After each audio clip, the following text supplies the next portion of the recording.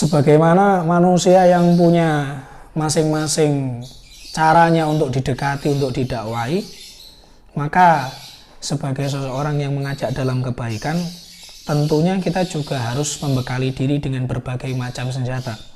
Entah itu adaptasi secara sosial, adaptasi secara pendekatan keilmuan, ya, harus paham tentang Quran dan Sunnah sebagai basic, harus paham tentang sejarah, karena ini juga sangat menentukan nanti resep yang akan diberikan kepada objek dakwah, dan memahami kondisi orang lain sehingga dia adil dalam meletakkan hukum-hukum Allah, hukum-hukum sunnah, ya, secara tepat. Maka itu penting untuk punya sikap bahwa setiap peristiwa itu ada keputusan-keputusan yang berbeda ketika diambilnya. Nah, ini yang namanya hikmah, bukan pelin-pelan. Beda antara pelin-pelan sama orang-orang yang memiliki hikmah. Di sana ada kebijaksanaan. Maka bagian dari hikmah itu adalah meletakkan dalil sunnah, hadis, atau dasar-dasar keputusan hukum sesuai dengan tempat yang benar, seperti di beberapa postingan yang kemudian saya jelaskan di awal.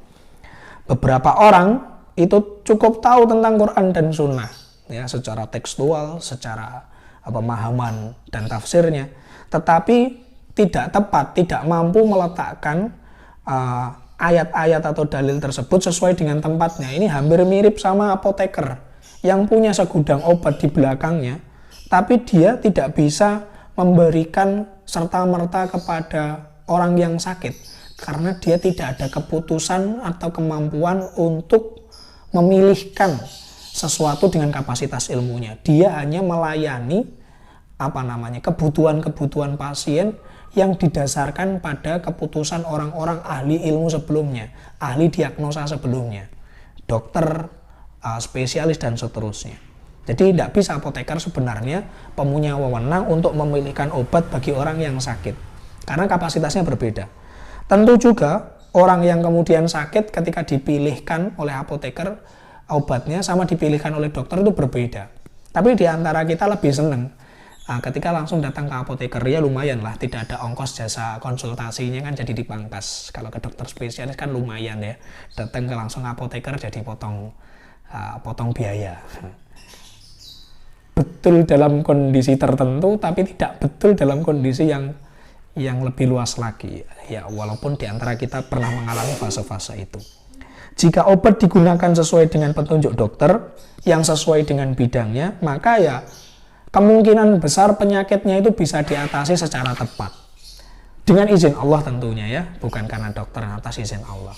Nah, begitu juga orang yang kemudian meletakkan dalil pada tempatnya, maka insya Allah akan sesuai dengan porsinya, masalah-masalah akan diselesaikan, tidak akan berlarut-larut, tidak akan salah obat, ya, tidak akan ada malpraktek dan seterusnya, atas izin Allah. Dalam hadis dikuatkan riwayat Bukhari, berapa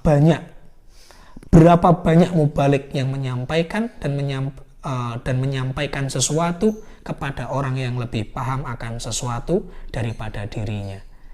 Ini sebagai muhasabah kita untuk berhati-hati dan mengupgrade kapasitas kemampuan diri kita, terutama tahu di mana kita bersikap dan menyikapi keadaan. Man yuridillahu bihi khairan yufaqihu fiddin. Jika Allah menginginkan kebaikan pada diri seseorang, maka dia akan berikan kepahaman dalam agama, insyaallah.